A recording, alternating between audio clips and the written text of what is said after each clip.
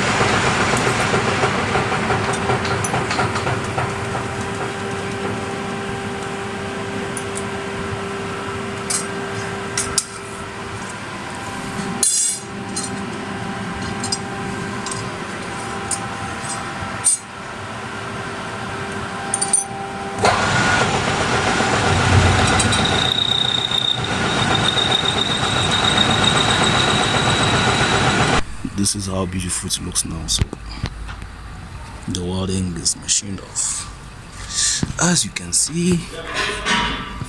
Now you see that? Yeah, still cannot work properly as a pulley. Yeah, that wasn't bad, was it?